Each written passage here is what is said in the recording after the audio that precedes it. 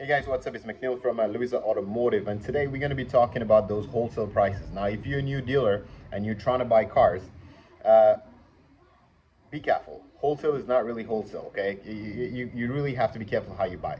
Let's get into this a little bit.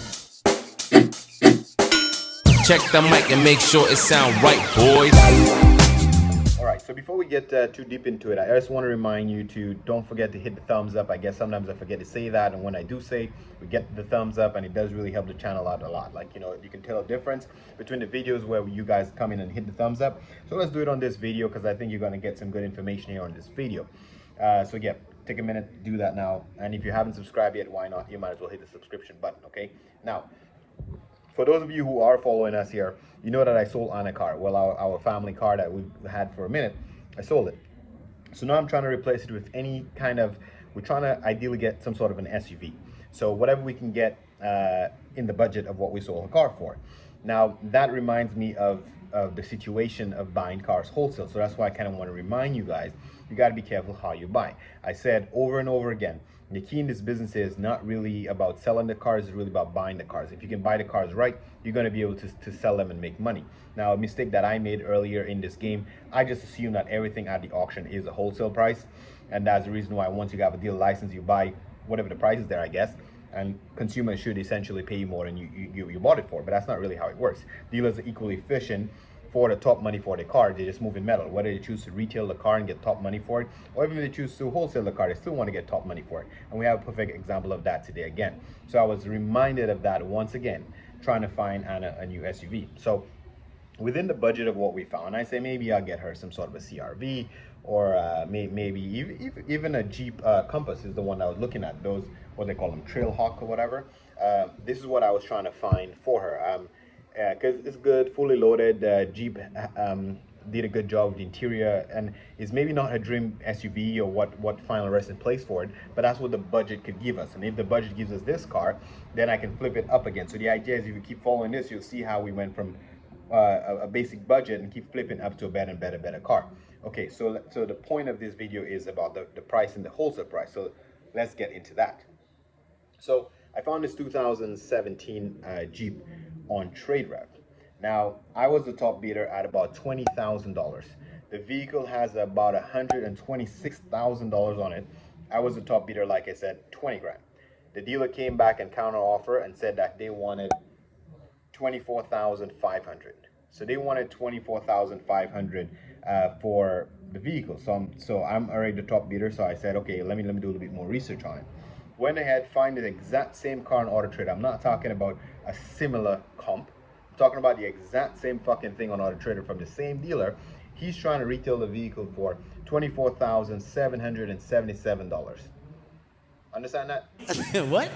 So he's trying to retail the car for $24,777, and at the wholesale price, alleged wholesale price, I offered 20 grand, which is fair wholesale money. He countered me at 24,500. So essentially, you, the public, without a license, if you walk into that dealership right now, you can pay cash for that vehicle, and you get a better deal than me.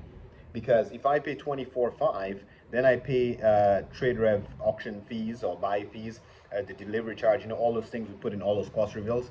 If you haven't seen any of our cost reveals yet, I'll just put a link up and you can check some of the cost reveals out. So all of those fees that we normally spend will put me over the retail price, will put me over what he is trying to retail the car for. So obviously I declined that and say no thank you. My offer is firm at $20,000 if you like it. And the deal was canceled because obviously he wanted me to pay him retail.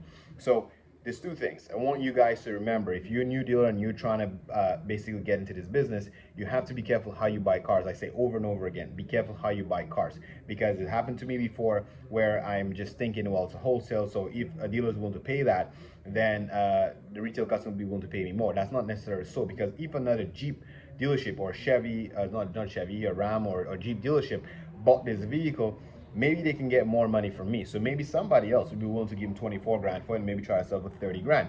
Maybe a customer will be willing to give a Jeep dealer top money for that car because they're buying from a Jeep dealer. But if they're buying from an independent like me, if this Ford, I think it was a Ford dealership, I believe, that was selling this vehicle, if that big dealer can get 24.7 for it, what makes you believe you can buy from him for 24.5 and then sell it for even more? Okay, so be careful how you buy. That's the key of what I want you to remember here in this video.